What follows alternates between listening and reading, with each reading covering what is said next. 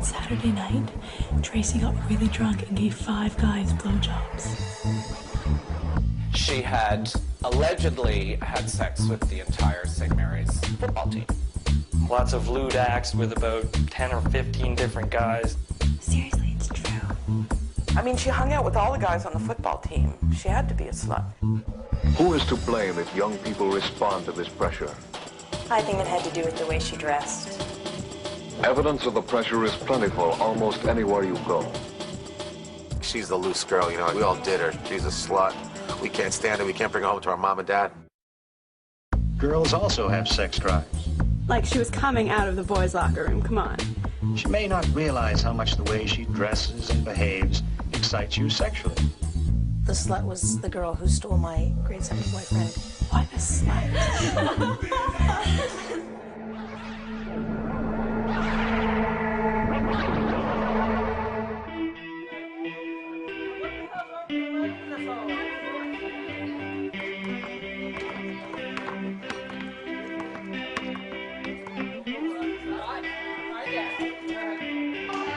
Every high school has one. She's the girl we whispered about, who supposedly did all of those things.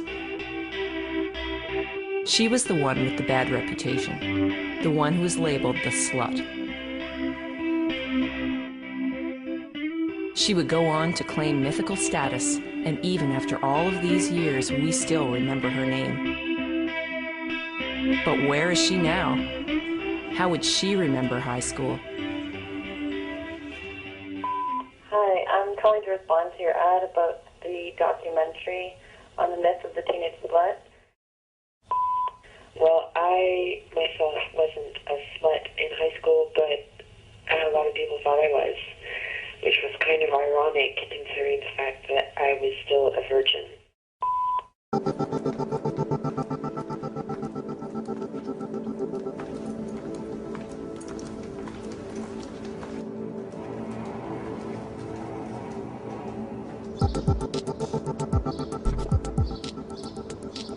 Calling someone a slut, it kind of breaks them. When I got labeled as a slut, I'd never even kissed anyone before in my life. I hadn't even done anything. Sex was still really confusing to me. Like, I was 13 when I started getting rumors, like when people started telling rumors about me, and I didn't really understand it at all. It kind of went from me being innocent in the whole deal and kind of being like the victim of rumors to actually creating that persona in myself, and that's when things got really bad.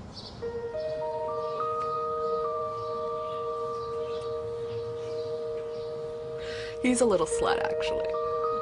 Yes, you are. Yes, you are. You're promiscuous. Oh, I know, it's okay. You can be whoever you want.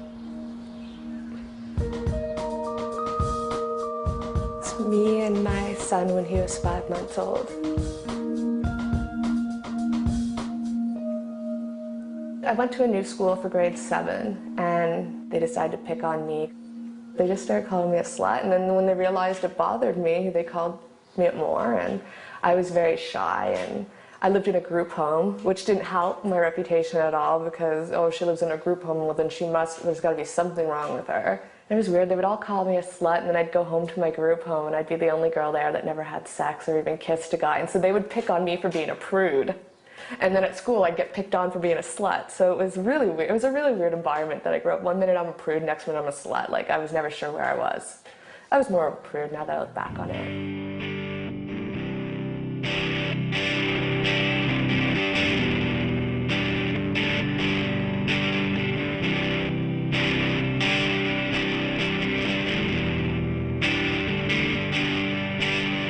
People looked at me like I was less than them, a lot less. I don't think anyone deserves to be called a slut. Well, the way that I got my reputation was because I just dated a lot of people very frequently, and they all assumed that I was a slut, and that was easy. I just dated a lot. I mean, I was going out with a lot of guys, so it was easy for them to assume, like, they don't know what goes on behind closed doors. So they let their minds wander and they think what they want to think. I got the vibe, essentially, and I could tell just by the way people were looking at me, and I could hear people talking about me, and I've had a few people tell it to me to my face. It was just basically a bunch of name-calling, and a lot of people stopped hanging out with me. It kind of made me feel worthless and, like, horrible. why bother with things like my marks weren't that great after I was being labeled this?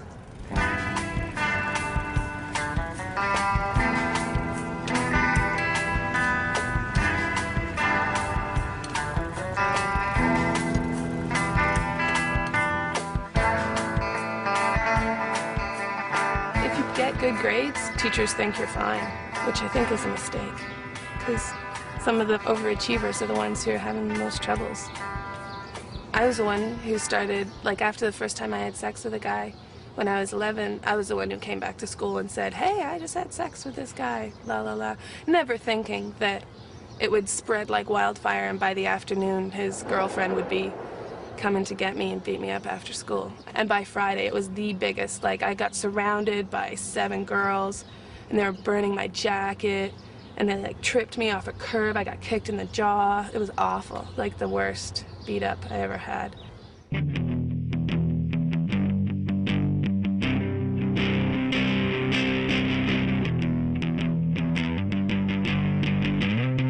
Dear Dan, I'm writing you this because I'm having a problem at school.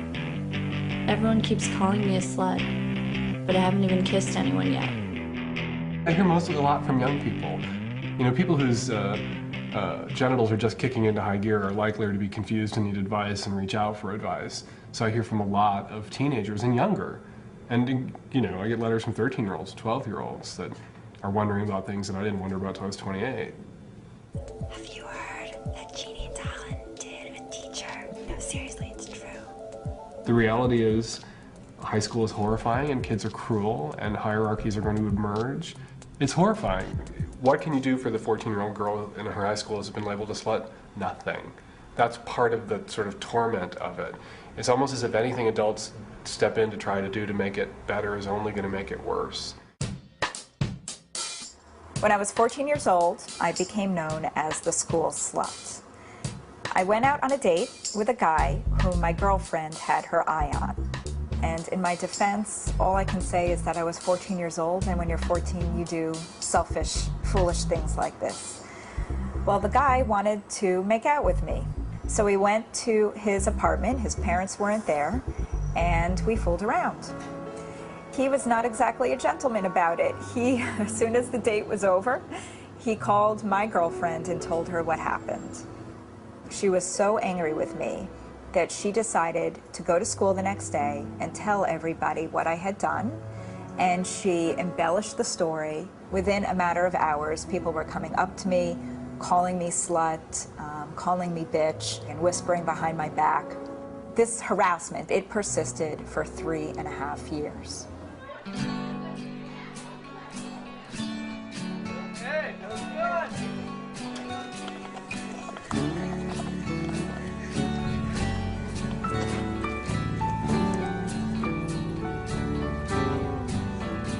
But I got the reputation without doing anything. Margaret is a slut. I was very lonely. I was always alone. Well, in the spring of 1940, my mother died, and that was when war was starting, and I had one brother. So once the summer holidays came, my father found an apartment in Kitsilano area of Vancouver. So that meant going to Kitsilano High School. Popularity. What is it people like one person and not another? They were all set up. I mean, they'd been going to school with people for 12 years, and they didn't need a newcomer. I'd made the mistake of going to a party I was invited to, and there was a little porch off the room where the dancing was going on, and someone said someone wanted me out on the porch, so I went out on the porch and just got sort of sexual, standing up and hanging on to me for dear life, and I couldn't get away till he was finished, and then I ran home. I wondered if there was a sign in the bathroom wall in the boys' room. That would have said what? Margaret is a slut. When I became 17, I had lost my virginity, and it was great. I had a good first experience, and then I just became very, very promiscuous and ultimately had sex with thousands of people in all different kinds of ways.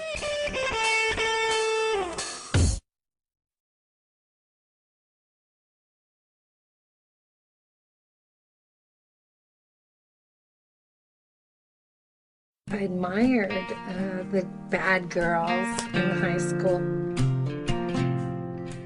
It's just a four-letter word, but to be labeled a slut can change your high school career, if not your whole life. Can we even define what a slut is? Is it a word to keep high school girls in check? To prevent them from going too far? Or does it define a woman who feels comfortable expressing her sexual identity? I was really super shy as a teenager and very afraid of sex, but my first experience was so good and so liberating that I just wanted to learn more about sex. I have a slut collection. You won't see that on the Home Shopping Club, though. Well, there's a kind of classic slut, which is just a very lusty, available, sexually open, juicy woman. And there are certain garments and types of makeup. They're kind of a stereotypical slut. Blue eyeshadow, lots of rouge, red lips, garter belts, stockings, high heels, Playboy bunnies, porn stars, pinup models. These are kind of the classic sluts. However, in some cases, you could just not be a virgin on your wedding night and you're considered a slut. I didn't know what a slut was. I knew it must be somebody that's sexually promiscuous, but I completely wasn't. And so I always thought it must be me. I must act a certain way. I must flirt with guys, and I don't even know it. I think it's like, I don't even know. If I were to make up a definition for slut, I wouldn't even know what to say, how to define it. Girls who either are very sexually active or they are perceived to be more sexually active than their peers are. So that could be a girl who has never had sex. She may never have even kissed a boy, but people think she's very sexually active. A girl who is just considered an outsider for whatever reason. It could be a girl who's new in school. She could be an early developer, somebody who gives off a sexual impression. So if, everybody else in school is still in their, A-cup bra, and there's one girl in 7th grade who's wearing a C-cup, God help her, because people are going to assume that she's sexually active. A girl who is really, really pretty is often a target of jealousy, by other girls especially, and it works.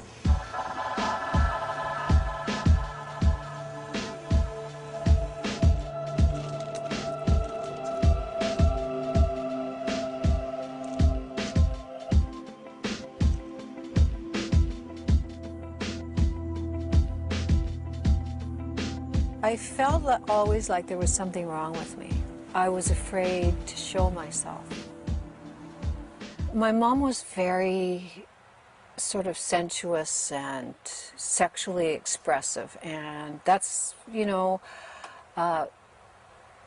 was like a 50s bombshell Marilyn Monroe type of woman, and she was actually quite noticeable. And I partly picked up a lot of her mannerisms. I wasn't aware of what I was projecting. And I remember being at my locker and noticing some guys talking about me across the hall, and I walked down the hall and they said things behind my back. I felt very isolated. And that's one of the things that the dysfunctional way I continued on in my life was to feel this isolation. The most disturbing of all is a girl who's been raped or who has been involved in a sexually coercive encounter, and those stories are really, really heartbreaking. I was sexually attractive at a fairly young age. my body was the focus of attack and stigmatization. When I was 11 years of age, I was sexually assaulted, and I was sexually assaulted by a boy who was quite a bit older than me, and it was a horrible experience. This was a guy whose mother drove me to church on Sundays. He asked me if I wanted to go for a bike ride with him, and I was kind of excited and delighted, and then he assaulted me. And then when it was over, he said, "Michelle, I didn't know you were that kind of girl." Sometime later, I would say probably about a year later, with my girlfriend, I found that underneath this huge bridge that we were canoeing, and we got out of the canoe and spent some time under this bridge with these big rocks and boulders, I found graffiti about myself, she and I found, that said, "For good fuck, call Michelle Dora," my phone number. I wanted to die. That's how bad it was. Did it. And this is also from the 30s. My goodness. And this one's supposed to be like this. And then you can wear it a variety of ways. You know, like this. I like to wear my hands off to the side like this. I got my reputation because I was a slut. Sex was nothing to me. It was something to do. It was a way to, get what you wanted. If it were attention, good or bad, if it were later on gas in your car, if it were weed in your pipe, ride to the beach, whatever. It was 5 minutes out of my day. It started because I'd been having sex since I was a little kid, unbeknownst to me, from someone in my family. And I figured out really early that if I was going to have to do that anyways, I might as well do it and get something for it. And I figured out, obviously, early on that this is what men wanted.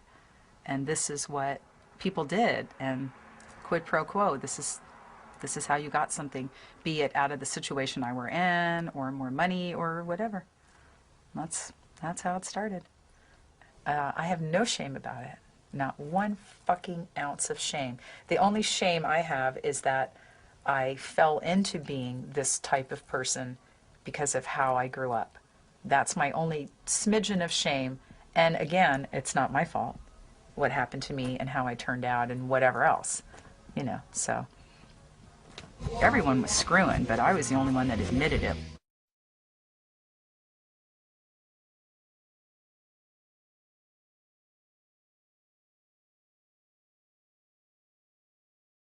Yeah, I remember this girl in high school. Oh my God, she was labeled a slut. That's so gross, it makes me sick. It begins with a rumor and blossoms into a legend. Maybe she was the new transfer student, or the girl with the pretty hair, or the one who hung out with the guys. But now she's someone else entirely, and whoever she once was is replaced by this myth. Yeah, when I was in high school, I heard a rumor about a girl that at a party slept with 3 guys at the same time, and they were all brothers.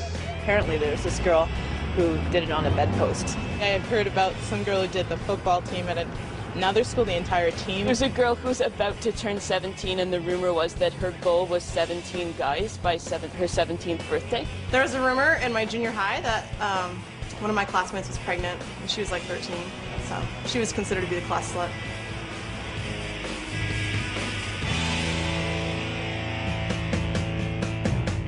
There were definitely girls I interviewed who were promiscuous, and there were girls I interviewed who were virgins. The one thing they all had in common was that they'd never done exactly what everybody said they did, so that the stories were lived separately from the sexual realities of these girls' lives. The rumors were very, very similar across time and across geography, so that I talked to like a 14-year-old girl and a 50-year-old woman who had both been the object of like the exact same rumor. She gives blowjobs for cigarettes was the rumor. This whole football team thing. Well, by like the 5th interview, we were like, has this ever happened except in a porno movie? Because all of them were saying, I didn't do it. There's no privacy and there's no control over how you're identified at all. Because it's not just like a social ostracism, like you're a freak, it's sexual, so it's about your body, it's about what you were doing that's wrong with your body. It was just basically a bunch of name calling, and a lot of people stopped hanging out with me. And after like I lost a few friends, I just sheltered into myself and didn't talk to many people. She can't really be part of a crowd because girls are afraid they'd be sluts by association. So she has to be alone because if you're with her, you could be one too. There was one rumor that I gave some guy head at like 4:30 in the afternoon in Queen Street outside of a corner store, which is just, it's like him sitting on a bench like this in the middle of the street. It's just ridiculous. That was probably the wildest rumor. Boys used to come and knock at my door that I'd never seen in my life before and asked me to go for a ride. And of course I didn't go, but after a while I began to realize there was something fishy going on. They were calling me fast. That was the word, fast. I was known as the fast girl.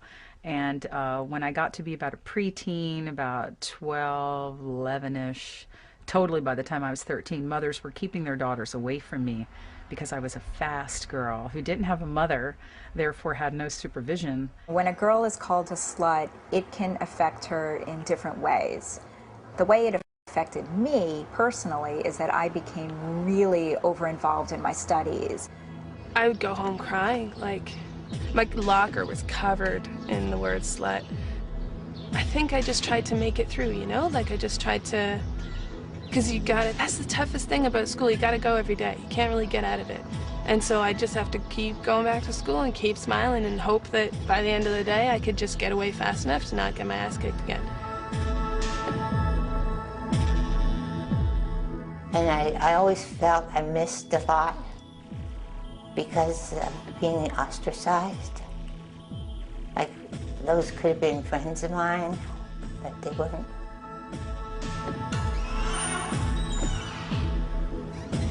Some girls become very sexually active. They may not have been sexually active before they were called a slut, but in response to being thought of as sexually active, they kind of go overboard. I was clearly staying out all night. I was doing what I wanted. I was coming over to friends' homes and having sex with their brothers, having sex with their brothers' friends, flirting with their fathers, just being really inappropriate, but not realizing it because even though you're sexualized at an early age, it doesn't mean you're mentally ready for what goes with it. So I was behaving in a way that, looking back as a 45-year-old woman, I see was clearly a scream for help. And nobody ever helped me. I had no idea that I was raped when I was young. Like, to me, it was just I was pressured, and I didn't understand what date rape was. And when people explained it to me, I was kind of like, well, that's silly. Like, I think I just lost the rest, like what was left of my self-esteem, and just didn't think I was worth anything more than that, because it got to a point where that was all, like, that's what I expected from everyone that I knew and everyone that I met, was that they were going to look at me as in a certain way. Probably the most disturbing thing about it was that I didn't feel I could talk to anybody. I didn't feel safe.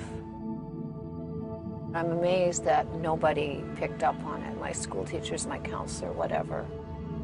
I literally cried, I mean, tears coming down my cheeks, in school, in class, and yet not a single teacher or administrator gave me a helping hand or tried to have any understanding of what was going on. In fact, the opposite occurred.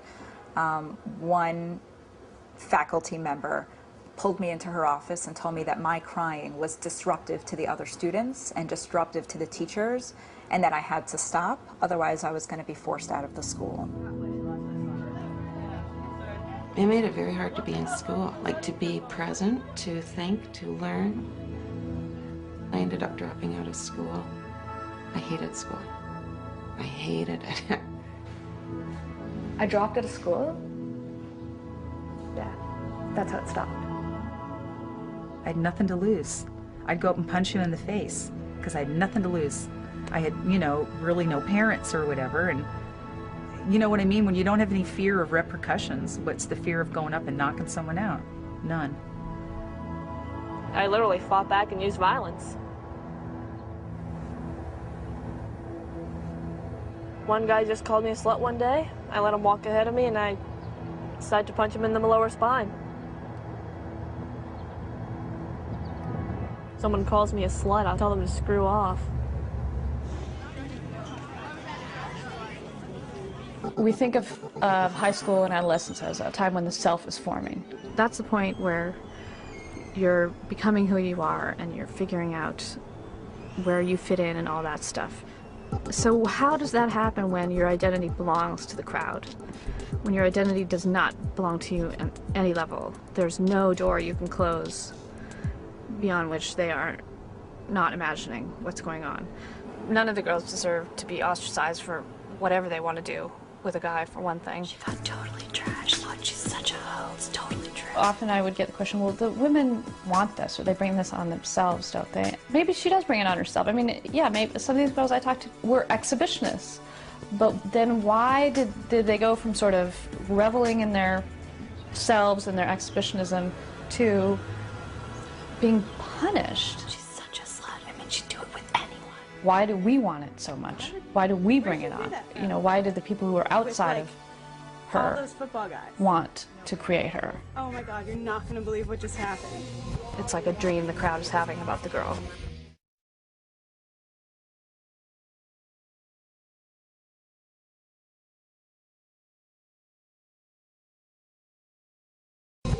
I enjoy being a slut.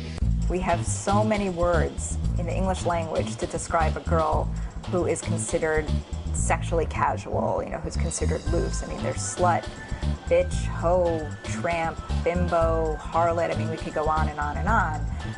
Now, what do we have for a male who is sexually active or considered to be very sexually active? We don't have any negative words. They're all positive words like stud or the man. And it really points to the fact that we have this sexual double standard.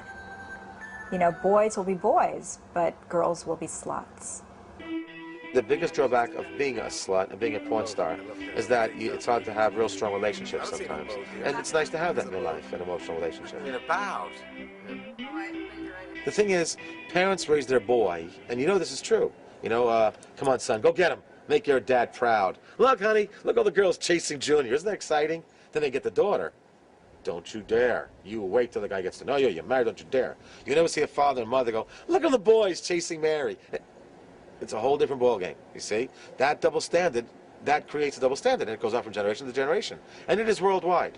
I've been all over the world. It's not any different elsewhere. In fact, it's probably a lot better off here. Women are a little more independent in America, but around the world, double standard holds strong. And it's a shame because that's why men can be sluts and smile about it, or do porn and brag to everybody. And women, of course, have to be a little uncomfortable. There are guys in my school who are actually extremely promiscuous. If a girl does it, then why should it be any different if a guy does it? Why should they get the praise when the girl gets the slander? Don't talk about the fact that you had sex. You read magazine articles. They're telling these young girls, don't tell boys how many, you know, boys you've slept with. No one wants to hear it. You know, keep the number under 10. And I mean, this is all, you know, get a fact checker, man. It's out there. This is what is drummed into women's heads. You know, don't fess up. You know, be ashamed. I certainly get more letters from girls who are worried about people's attitudes towards and opinions about the level of sexual activity they engage in than boys. Boys never get letters from boys who are worried that they're having too much sex or too many partners, or what their reputation is. Never comes up with guys. Like, they can talk about how horny they are, one-night stands that they've had, and everyone cheers them on, but a woman does it. It's like, we're totally looked down upon, like as if we can't have fun, or as if we don't have sexual needs. And the culture is so hypocritical. We're selling thongs for 10-year-old girls and then screaming and yelling about young people becoming sexually active or being so sexualized. You know, the culture expresses like what masses of people want, even if they can't have it. And I think that's a cultural expression of it. It's also a way of communicating to young women that they're going to be objects all their lives, or their most important role is to be an object. You know, it's deeply hypocritical of the culture to sort of elevate the body of the adolescent as the sexual ideal and then terrorize young people for being sex objects, or people regarding younger people as sex objects. Look at the way the kids dress, blah, blah, blah, they're asking for it. You're asking to be desired, and therefore you're asking to be destroyed. You know, the paranoia about sluts, the paranoia about underage sexual activity is all about this sort of cultural guilt. We have made youth and young people's bodies central to, you know, our sexual lives, our sexual subconscious lives, and sexual in the marketing of non-sexual products through the sex appeal of young people, and then wanting to distance ourselves from the consequences of that. To say that we're living in a time where girls are more sexualized is true, but there's still the one girl who is supposed to have done that. There's still going to be one girl chosen who's gone too far. Maybe 15 or 20 years ago, it could have been a girl dressed a certain way, and you would say, that's her. I think now that would be pretty hard. And it's so much about not really knowing what sex is, and so needing a story to tell about sex, and needing to tell almost like a monster, make a tale of a monster of sex, so that, she's there sort of warning you beyond the place beyond which you shouldn't go, just like, the monsters in myths.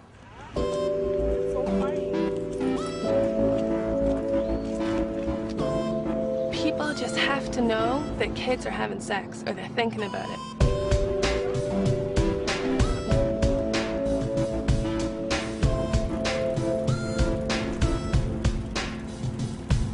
I count my blessings all the time because I never got an STD, I never got sick, I never did anything, because I put myself in dangerous situations all the time.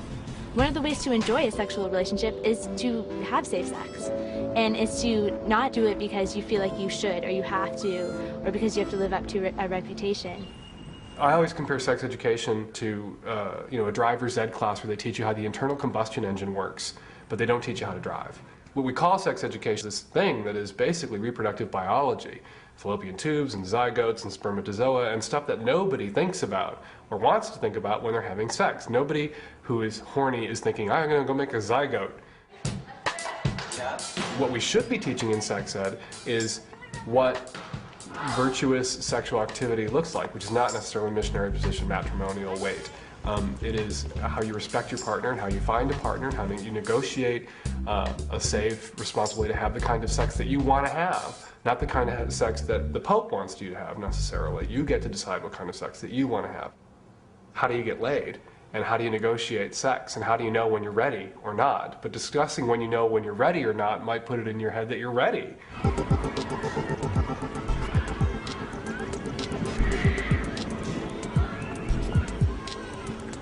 So I get letters all the time from, 14 and 15 and 16-year-old girls who want tips on blowjob technique. And what do you tell them? I ask them if they're sure they want to be given blowjobs at 14. I'm a little conservative, I guess, in some ways. But then I give them the tips, That's what you should do with young people. You should give them the information that they ask for, and you should give them a reality check to make sure that they wonder and examine why they're doing what they're doing, and if it's really what they want to be doing. And if it is what they really want to be doing and they make that decision, it's their decision to make. And part of the whole slut thing is about who's virtuous and who's not virtuous. And if we can get away from the idea that if you're sexually active, you are by definition not virtuous, we can find a big chink in the armor of the whole slut thing and the damage that it does. I always thought that the only girls that could be sluts were the ones with the big tits.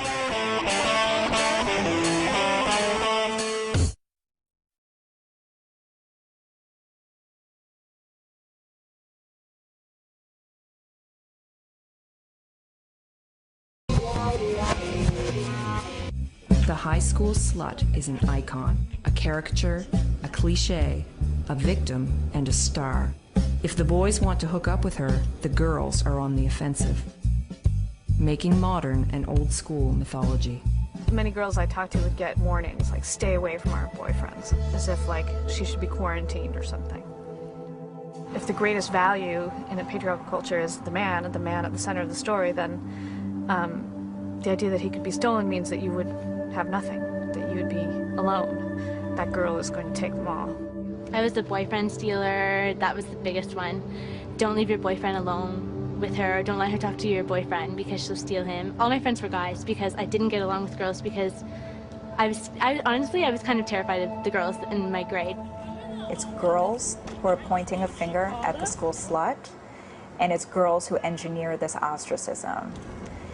Now, boys do participate. I don't want to get boys totally off the hook, but usually they are not the ones to start the rumor. Girls have a unique kind of anxiety because they have desire They are learning about their bodies or wanting to learn about their bodies, and yet they know that if they act on their desire, if they express their sexuality through their bodies, they will be punished. Where the whole slut thing comes from, I think, is thousands of years of trying to control female sexuality. And I think it's all rooted in fear of female sexuality. And female sexuality is terrifying to some people. Certain young women have a lot of sexual power, and people know it on some either subconscious or conscious level, and they try to squelch that power.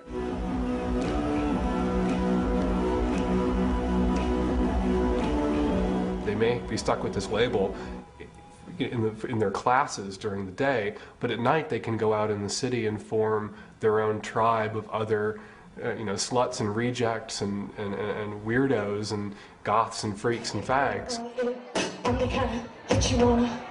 I'm the kind that you want. I'm the kind that you want. You are. I'm the kind of bitch that you wanna get. Well, if I'm the kind of bitch that you wanna get. Well, if I'm the kind of bitch that you wanna get. Well. There was one girl, she was totally flat, and like me, and she was my height, and she wore so much makeup, and she used to pick up guys all the time at the bowling alleys and stuff like that, and she was the biggest slut, and it really changed my head because I realized I could be a slut, because even though I'm flat, I just put on lots of makeup and I could be a slut too.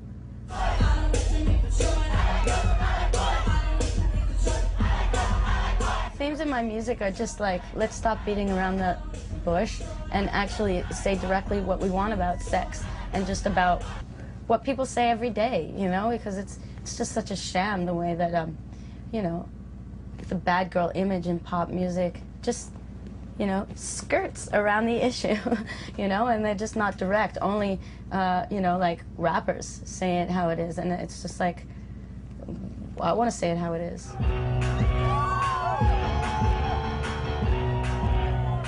Don't you know it's supposed to feel better for boys? Don't you know it's supposed to feel better for boys? I do get a lot of thank yous, and thank you for being a really good influence for girls, and even a lot of guys thank me too for getting them off. No, for being an influence. It's just whatever. You want to fuck, fine. You don't, you just do what you want. It's just ridiculous of this little like teasy romantic crap.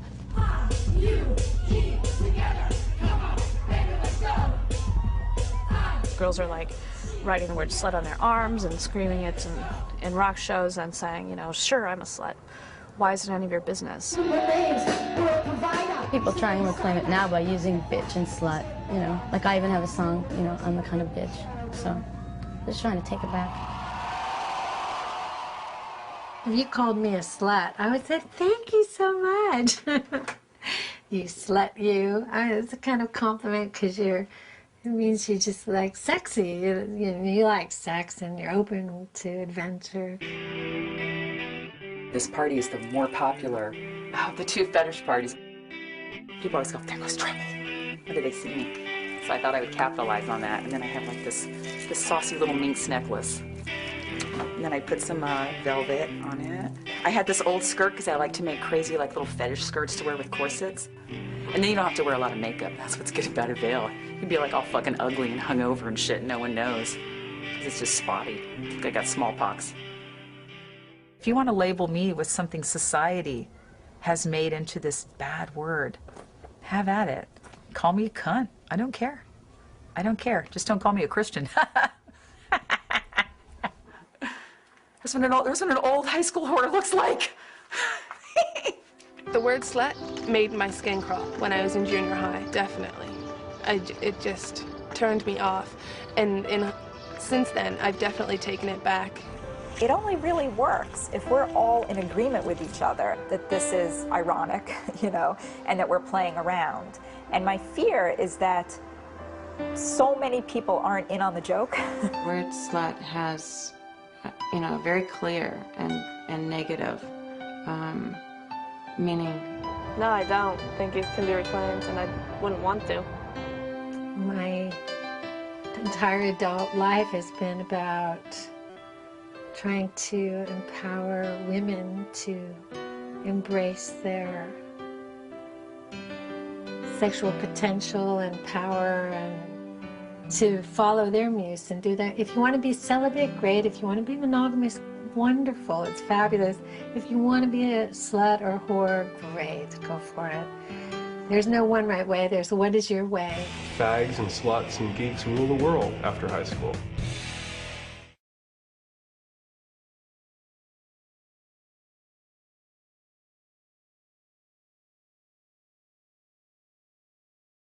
She has blowjobs for cigarettes. The myth of the high school slut continues, passed through generations. The sexual revolution, civil rights movement, and feminism haven't changed what goes on in high school hallways.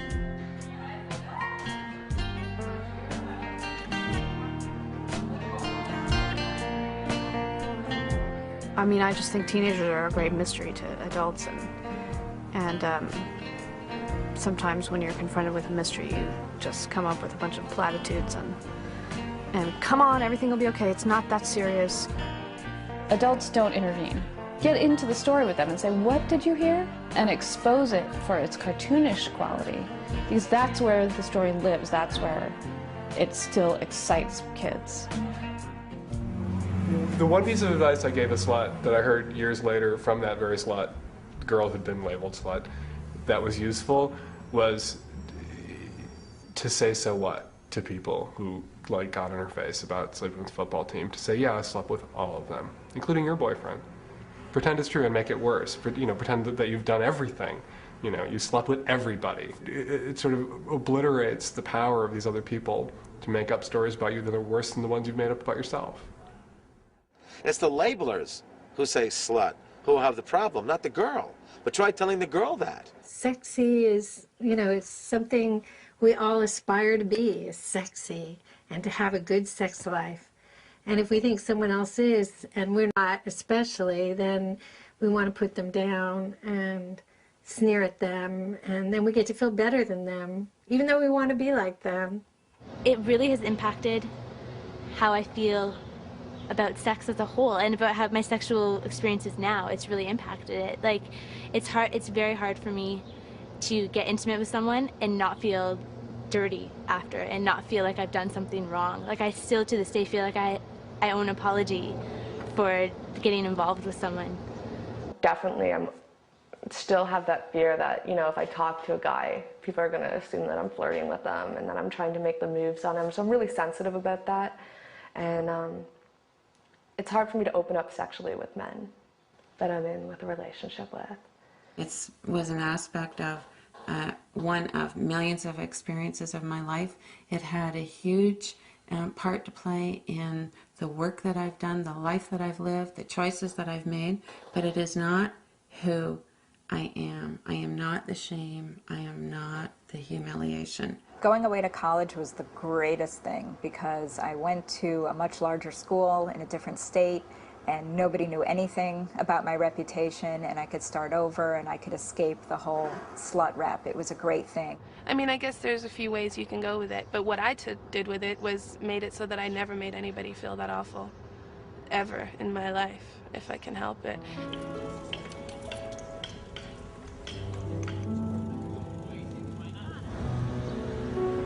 If high school girls can become self-conscious instead of unconscious about this, then the minute they say the word, they'll know that they're doing something that has been, that's a cliche.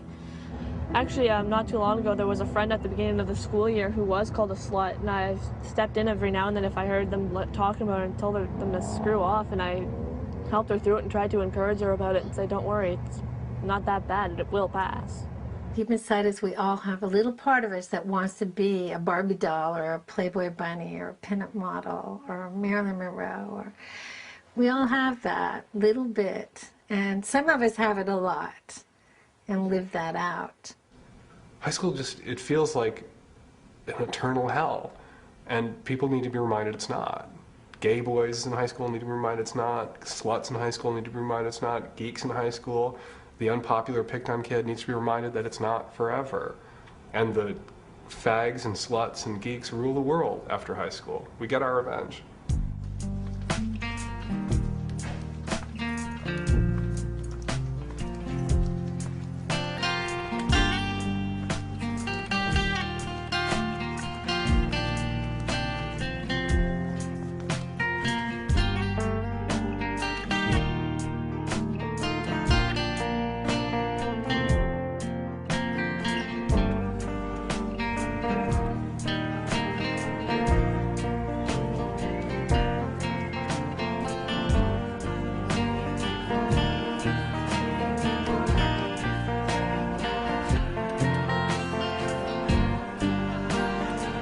I'm married to the guy that I dated in junior year who stuck by me even though I had this horrible reputation, even though his friends were making fun of him for dating me. So you can tell he was clearly very mature even at a young age.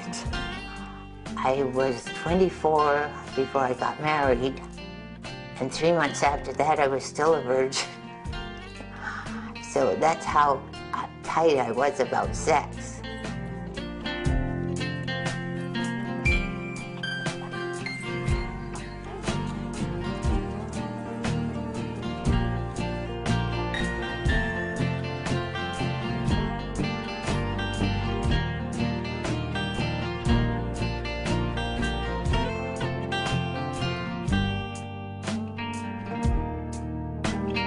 I quit thinking about it in my 20s. It was gone. It was over.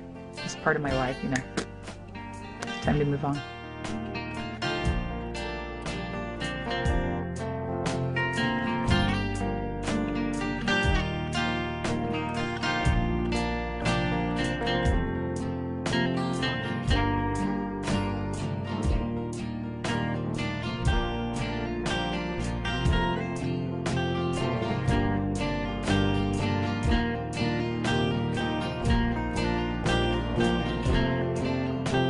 It's a sexy word, slut.